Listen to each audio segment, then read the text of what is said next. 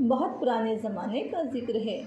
سمندر پار ایک چھوٹے سے ملک پر ایک بادشاہ حکومت کرتا تھا۔ اس بادشاہ کی ایک 15-16 سال کی بیٹی بھی تھی اور جس کا نام شہزادی امبر تھا۔ شہزادی امبر بے حد حسین اور خوبصورت تھی۔ یہی وجہ تھی کہ بہت سارے شہزادے شہزادی امبر سے شادی کرنے کے خواہش مند تھے۔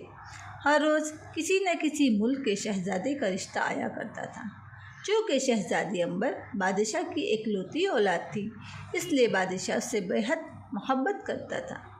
اس کی خواہش تھی کہ شہزادی کو ایک ایسا شوہر ملے جو خوبصورت ہونے کے ساتھ ساتھ رحم دل اور بہادر بھی ہو۔ آخر بہت سوچ بچار کے بعد اس نے اپنے قاصد تمام ملکوں کے شہزادوں کے پاس یہ پیغام لے کر بھجوا دیے کہ شہزادی امبر سے شادی کے لیے بادشاہ ان کا ایک امتحان لینا چاہتا ہے۔ جو شہزادہ بھی اس امتحان میں پورا اترے گا، شہزادی امبر کو اس کی دلہن بنا دیا جائے گا۔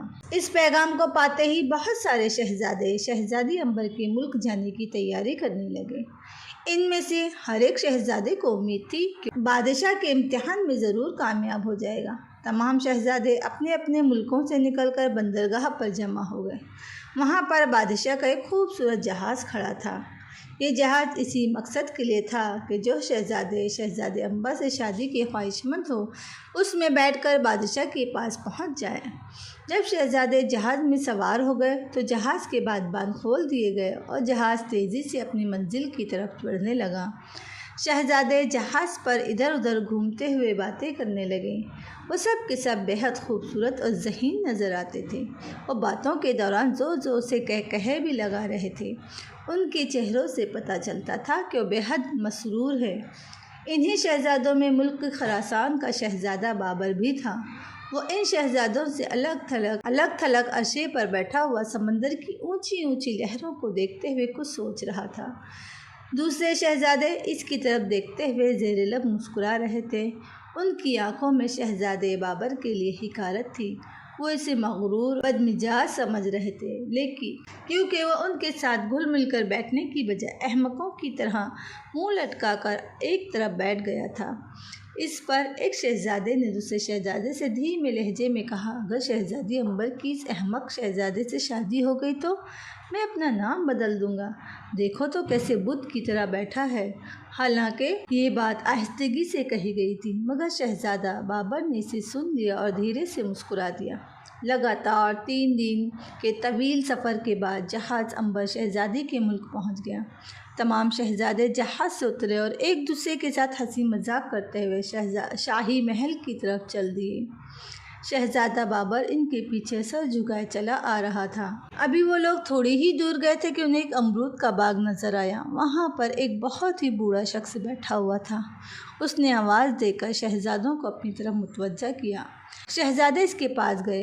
بوڑھے نے اپنی لرزتی ہوئی کمزور سی آواز میں کہا، اے نوجوانوں، میں ایک بہت بوڑھا شخص ہوں، کیا مہربانی کر کے تم ایک کام کرو گے؟ بڑے میاں، یہ تمہاری خوش قسمتی ہے کہ تم میرے ملک میں نہ ہوئے۔ ایک شہزادے نے آگے بڑھ کر کہا، اگر ایسی بات تم میرے ملک میں میرے ساتھ کرتے تو میں تمہاری زبان گدی سے کھنچوا دیتا۔ تم شہزادوں سے اپنا کام کروانا چاہتے ہو؟ کیا یہ تمہارے نوکر ہیں؟ بوڑھے نے گڑ گڑا کر کہا، میں بہت غریب ہوں، میرے چھوٹے چھوٹے بچے ہیں، اگر اپنے باغ سے امرود توڑ کر میں اپنا اور اپنے بچوں کا پیٹ پالتا ہوں، مگر تم میری حالت دیکھ رہے ہو۔ میں امرود کے درختوں پر چڑھ کر امرود توڑنے سے قاصر ہوں۔ شہزادے بھی انسان ہوا کرتے ہیں اور انسان ہی انسان کے کام آتے ہیں اور انسان ہی انسان کے کام آتا ہے۔ کیا تم میں سے کوئی بھی ایسا نہیں ہے جو میری مدد کر سکے؟ اپنی زبان بند کرو، ایک شہزادے نے آگے بڑھ کر کہا۔ یہ بوڑھا تو سر ہی چڑھا جا رہا ہے۔ یہ کہہ کر اسی نوجوان نے بوڑھے کو ایسا دھکا دیا کہ وہ دور زمین پر جا گرا۔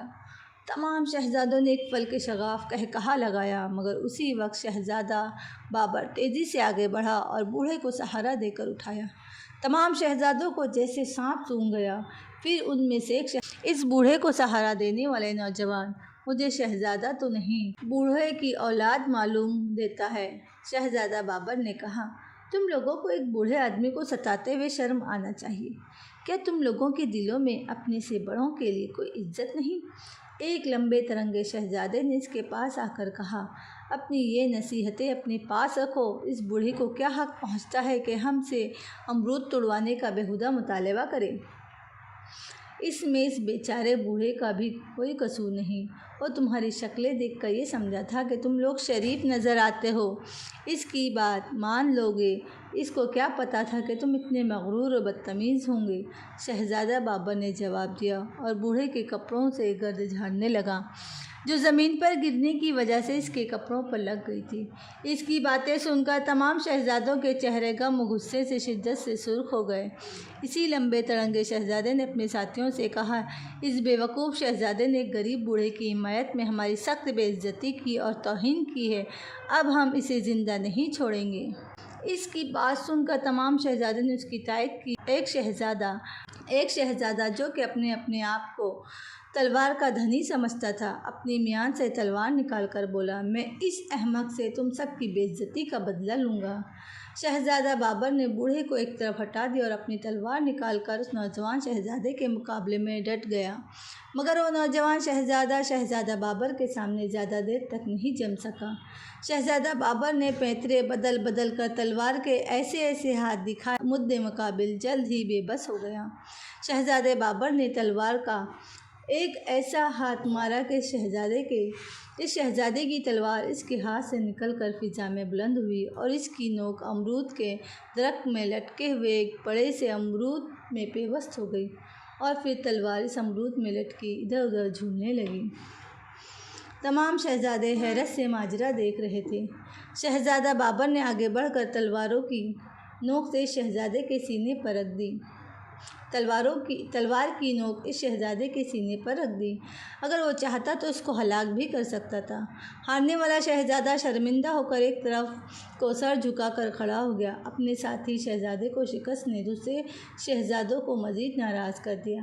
ایک شہزادہ پھر تلوار سونت کر آگے بڑھا، چند ہی لمحوں بعد اسے بھی شکست کا سامنا کرنا پڑا۔ اسی طرح ایک کے بعد ایک شہزادہ بابر نے تمام شہزادوں کو شکست دے دی۔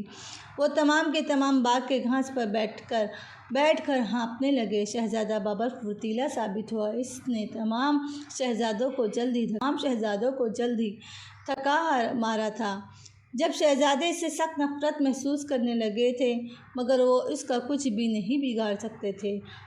ان سے نمٹ کر شہزادہ بابر امرودوں کے درخت پر چڑھ کر بوڑھے کے لیے امرود توڑنے لگا۔ جب بوڑھے کا ٹوکرا بھر گیا تو شہزادہ نیچے اتر آیا اور پھر وہ اچانک حیرت زدہ رہ گیا۔ باغ میں ایک کٹیا بنی ہوئی تھی۔ اس کٹیا کا دروازہ اور اس میں سے بادشاہ، ملکہ اور شہزادی باہر نکلے۔ تمام شہزادے گھبرا کر کھڑے ہو گئے۔ شانہ تھپتھپاتے ہوئے کہا، بادشاہ نے بابر کا شانہ تھپتھپاتے ہوئے کہا، شہزادے ہم تم سے بہت خوش ہیں۔ تم اب یہ بات اچھی طرح سمجھ گئے ہوں گے، ہم نے یہ سب چکر تم لوگوں کا امتحان لینے کے لیے چلایا تھا۔ ہمیں اپنی شہزادی کے لیے ایک رحم دل اور بہادر شوہر کی تلاش تھی۔ خدا کا شکر ہے کہ تم ہمارے معیار پر پورے اترے ہو۔ تم نہ ہی ان دوسرے شہزادوں کی طرح مغرور اور نہ ہی ان کی طرح بدتمیز ہو۔ ہم اس کٹیا میں بیٹھے سارا تماشا دیکھ رہے تھے۔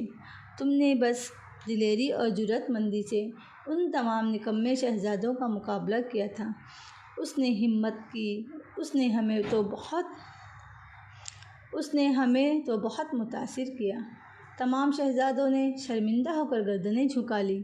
بادشاہ شہزادہ بابر کو اپنے ساتھ محل میں لے گیا۔ تمام شہزادے اپنے کیے پر شرمسار تھے، اس لیے وہ واپس اپنے ملکوں کو چلے گئے۔ چند ہی دنوں بعد شہزادہ بابر اور شہزادی امبر کی بڑی دھوم دھام سے شادی ہو گئی اور اس طرح شہزادہ بابر اپنی رحمدلی اور جرأت مندی کی بنا پر دنیا کی خوبصورت